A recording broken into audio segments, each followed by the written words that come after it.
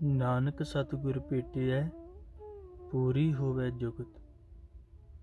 ਗੁਰਮਤਿ ਅਨੁਸਾਰ ਸੰਸਾਰ ਦੇ ਸਾਰੇ ਸੁੱਖ ਵਾਹਿਗੁਰੂ ਵੱਲੋਂ ਮਨੁੱਖ ਲਈ ਮਹਾਨ ਬਖਸ਼ਿਸ਼ਾਂ ਹਨ। ਸੰਸਾਰ ਭਰ ਦੇ ਕੁੱਲ ਰੱਬ ਦੀ ਹੋਂਦ ਤੇ ਵਿਸ਼ਵਾਸ ਰੱਖਣ ਵਾਲੇ ਮਹਾਂਪੁਰਖ ਸਮੁੱਚੇ ਤੌਰ ਤੇ ਇਸ ਸਿਧਾਂਤ ਦੇ ਪੁੱਜੇ ਹਨ ਕਿ ਹਰ ਮਨੁੱਖ ਜਾਂ ਜੀਵ ਮਾਤਰ ਅਨਾਦਿ ਕਾਲ ਤੋਂ ਜਨਮ ਮਰਨ ਦੇ ਗੇੜ ਵਿੱਚ ਪਿਆ ਹੋਇਆ ਹੈ ਅਤੇ ਅਨੰਤ ਕਾਲ ਦੀ ਤਰਫ ਜਾ ਰਿਹਾ ਹੈ। ਇਸ ਜਨਮ ਮਰਨ ਤੋਂ ਰਹਿਤ ਹੋਣ ਦਾ ਤਰੀਕਾ ਈਸ਼ਵਰ ਪ੍ਰਾਪਤੀ ਹੈ ਤੇ ਈਸ਼ਵਰ ਦੀ ਪ੍ਰਾਪਤੀ ਹੁੰਦੀ ਹੈ। ਮਹਾਂਪੁਰਖਾਂ ਦੀ, ਸੰਤਾਂ ਦੀ, ਸਾਧੂ ਦਾ ਸੰਗਤ ਨਾਲ ਜੇ ਦੁਨਿਆਵੀ ਜੁਗਤ ਵੀ ਵਰਤਣੀ ਹੋਵੇ ਤਾਂ ਵੀ ਸਾਧੂ ਦਾ ਬਚਨ ਹੋਣਾ ਮਹਾਨ ਸ਼ਕਤੀਮਾਨ ਹੁੰਦਾ ਹੈ।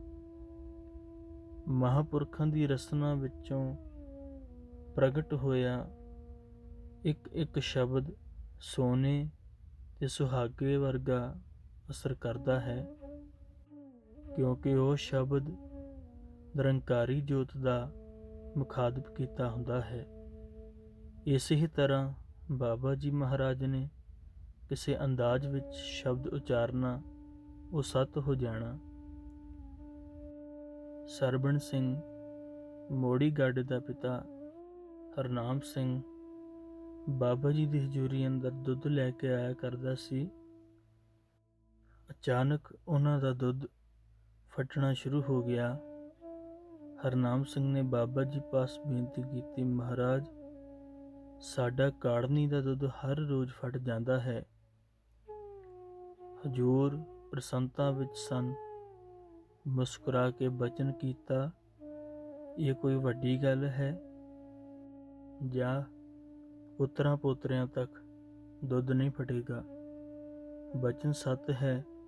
ਸਰਵਣ ਸਿੰਘ ਦੇ ਪਰਿਵਾਰ ਦਾ ਕਦੇ ਦੁੱਧ ਨਹੀਂ ਫਟਿਆ।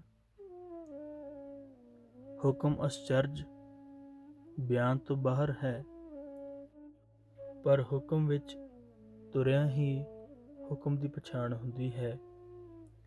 ਗੁਰੂ ਦੇ ਹਵਾਲੇ ਪੂਰਨ ਤੌਰ ਤੇ ਹੋ ਕੇ ਆਪੇ ਨੂੰ ਖਤਮ ਹੀ ਕਰ ਦੇਣਾ ਚਾਹੀਦਾ ਹੈ, ਅਰਥਾਤ ਹਥਿਆਰ ਬਣ ਕੇ ਜਿਵੇਂ ਉਹ ਚਲਾਏ ਤਿਵੇਂ ਤਿਵੇਂ ਚੱਲਣਾ ਹੁੰਦਾ ਹੈ। ਜੋ ਵੀ ਉਹ ਬੋਲਦਾ ਹੈ ਗਿਆਨ ਹੈ, ਜੋ ਵੇਖਦਾ ਹੈ ਧਿਆਨ ਹੈ, ਤੇ ਜੋ ਸੁਣਦਾ ਹੈ ਉਹ ਨਾਮ ਹੈ।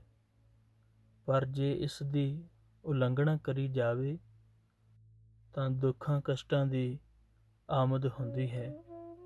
ਜਿਵੇਂ ਕੁੰਡਾ ਸਿੰਘ ਚਾਵੇਕਾ ਜੋ ਬਾਬਾ ਜੀ ਦੇ ਦਰਸ਼ਨਾਂ ਲਈ ਆਇਆ ਕਰਦਾ ਸੀ, ਹੁਕਮ ਤੋਂ ਮੁਨਕਰ ਹੋਇਆ। ਦੀਵਾਲੀ ਵਾਲੇ ਦਿਨ ਲੋਕ ਸਿਵਿਆਂ ਵਿੱਚ ਸ਼ਮਸ਼ਾਨ ਭੂਮੀ ਦੀਵੇ ਰੱਖਦੇ ਸਨ। ਅੱਜ ਕੱਲ੍ਹ ਵੀ ਰਿਵਾਜ਼। ਦੀਵਾਲੀ ਦੀ ਰਾਤ ਹੋਈ, ਕੁੰਡਾ ਸਿੰਘ ਬਾਬਾ ਜੀ ਕੋਲ ਹਾਜ਼ਰ ਸੀ। ਲੋਕਾਂ ਨੇ ਸਿਵਿਆਂ ਵਿੱਚ ਦੀਵੇ ਰੱਖੇ। ਹਜ਼ੂਰ ਨੇ ਕੁੰਡਾ ਸਿੰਘ ਨੂੰ ਹੁਕਮ ਦਿੱਤਾ ਕਿ ਤੂੰ ਮਿੱਟੀ ਪਾ ਕੇ ਦੀਵੇ ਬੁਝਾ ਦੇ। ਉਸਨੇ ਹੁਕਮ ਮੰਨਣ ਤੋਂ ਇਨਕਾਰ ਕਰ ਦਿੱਤਾ। ਹਜ਼ੂਰ ਫਿਰ ਕਿਹਾ, ਪਰ ਉਸਨੇ ਪਰਵਾਹ ਨਾ ਕੀਤੀ। ਆਖਰ ਬਾਬਾ ਜੀ ਨੇ ਸਹਿ ਸੁਭਾਅ ਹੀ ਬਚਨ ਕਰ ਦਿੱਤਾ, ਲੈ ਗਿਆ ਨਾਮ ਜਗ ਤੋਂ।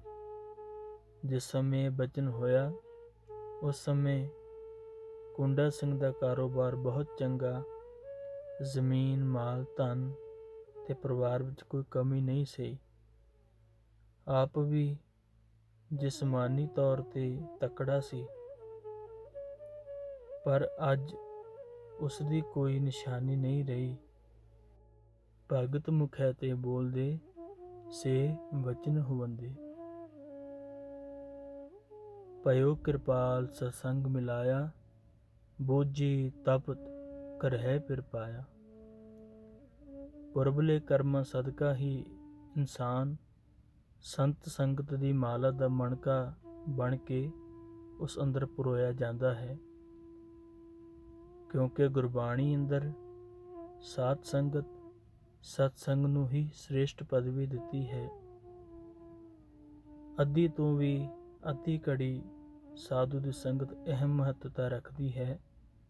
ਜਿਨ੍ਹਾਂ ਨੇ ਨਾਮ ਸਿਮਰਿਆ ਹੈ, ਸਤਸੰਗ ਕੀਤਾ ਹੈ, ਉਹ ਹਰੀ ਦੇ ਦਰ ਤੇ ਸੁਰਖਰੂ ਹਨ।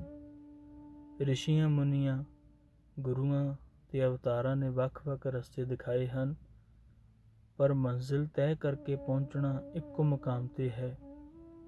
ਸਿੱਖੀ ਦਾ ਮਾਰਗ ਨਾਮ ਦਾ ਮਾਰਗ ਹੈ, ਭਗਤੀ ਦਾ ਮਾਰਗ, ਜਿਸ ਦੁਆਰਾ ਆਤਮਾ ਨੂੰ ਪਰਮਾਤਮਾ ਦਾ ਮੇਲ ਹੁੰਦਾ ਹੈ।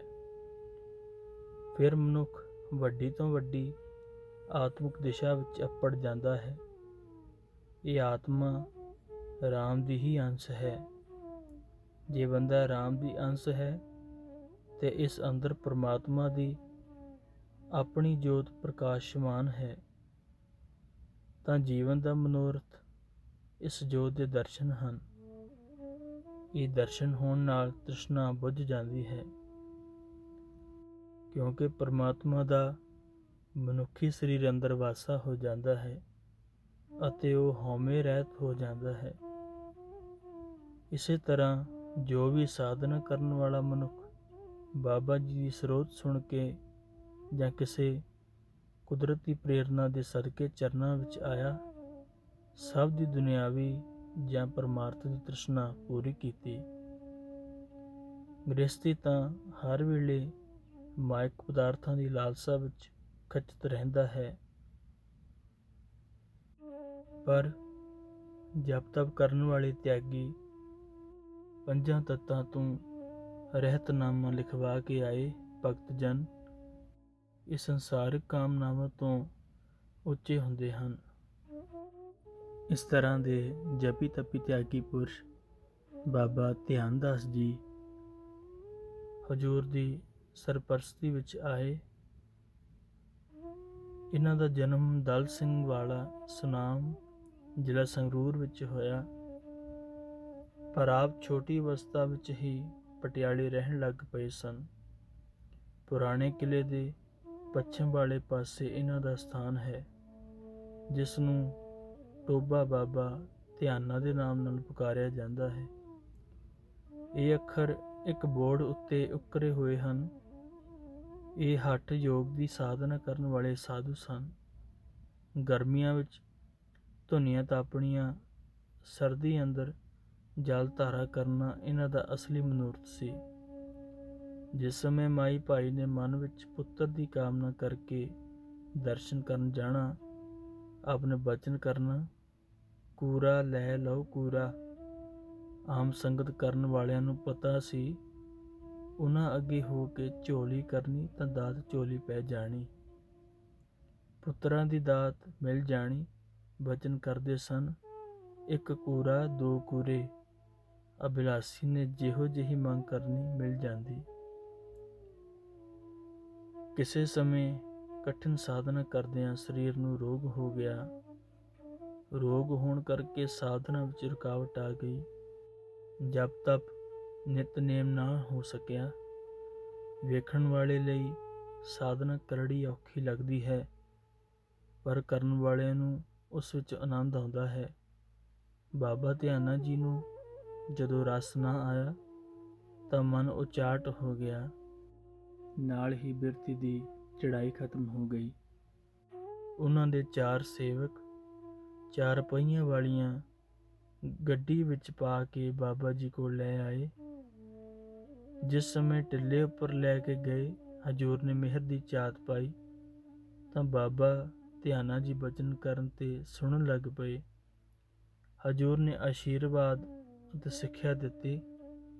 ਸਰੀਰ ਸਵਾਰਥ ਦੇ ਸਮਰੱਥ ਹੋ ਗਿਆ। ਜਪ ਤਪ ਨਿਰੰਤਰ ਚਾਲੂ ਹੋ ਗਿਆ। ਆਪ ਪਟਿਆਲੇ ਵਾਪਸ ਚਲੇ ਗਏ। ਮਨ ਦੀ ਹਾਲਤ ਐਸੀ ਬਣ ਗਈ ਕਿ ਆਪ ਬਹੁਤਾ ਸਮਾਂ ਚੁੱਪ ਰਹਿਣ ਲੱਗ ਪਏ ਅਤੇ ਅਵਧੂਤ ਬਿਰਤੀ ਵਿੱਚ ਲੀਨ ਹੋਏ।